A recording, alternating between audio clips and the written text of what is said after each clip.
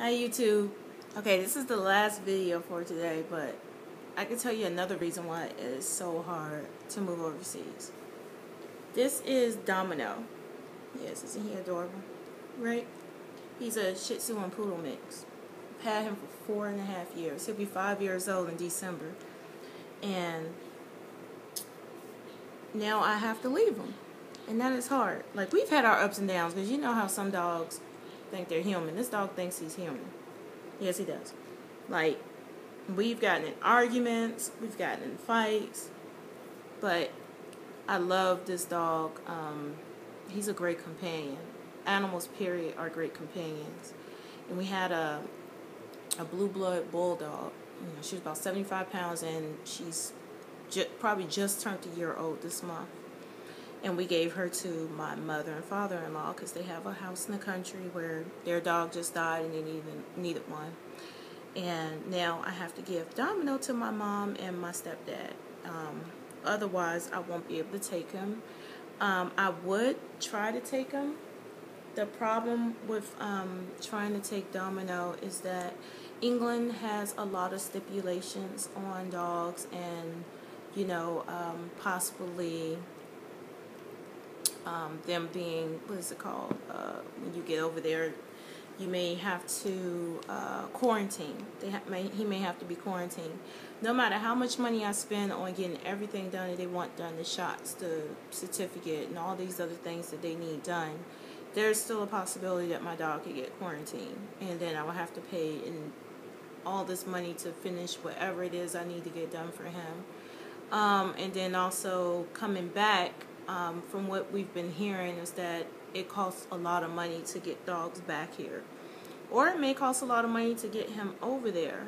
All I know is my husband has heard that people have paid up to $2,000-$3,000 to get their dogs back home from overseas, and it's mainly because they're not considered cargo anymore. I think you have to buy them like an actual ticket.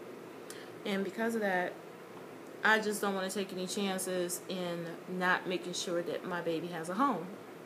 So what we're doing is driving to Kentucky in the next probably few weeks, 2 to 3 weeks, in order to give them to my mom and my stepdad, to keep them in the family. You know, they live in an apartment complex. It's a senior, like an adult community facility for people that, you know, have this are on disability and things like that. So she was telling me that she can have a dog, but it has to be 20 pounds or less or something like that, and she has to pay a fee. And I was telling my mom, I was like, Mom, we got all this stuff going on. You know, I can't really afford or help you pay for that, or pay for some of the things that, you know, Domino needs right now. So she said that she's willing to cover it, because I actually was kind of desperate. I had put an ad in on Craigslist about him, about, you know, military, PCS, and need a good home for my dog. And I had probably about 5 or 6 or 7 people respond.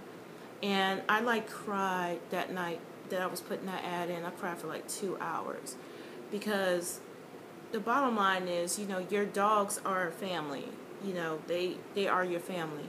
When you're down and when you're sad, they're there to comfort you. No matter what you may do to an animal, if you were cruel to an animal or something like that, they are so loyal to you. They still love you. They still want to try to please you in some way. And people don't understand how loyal and honest, like, animals are. And so, you know, he's only like 9 pounds. Like, I just got him a haircut yesterday, and I probably cut they probably cut like 4 or 5 pounds of hair off of him, because he just really needed a haircut. He looks like a little he looked like a little homeless bear when he doesn't have a haircut.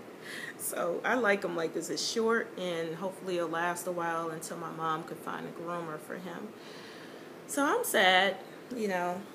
My little baby, well, he ain't a baby anymore. Shoot, he's almost 5 years old. But just to see that I have to give him up is not easy, you know. Not easy at all. So my kids are going to miss him, right? Say hi. Look at him. He got that little You know, like Shih Tzus, how they have that underbite. Like, look, that's how he looks. It's so funny. But yeah, he's a good boy. He needs a good home, and I want to make sure my mom gets him, and I know that she'll take care of him. He probably be even more spoiled than he is with me, so, you know, he's going to miss us. Because I remember yesterday when I brought him in the house after he got his haircut. Normally, and he's just like, he think he human. When he get a haircut, he know he fly. He know you can't tell him he's not cute.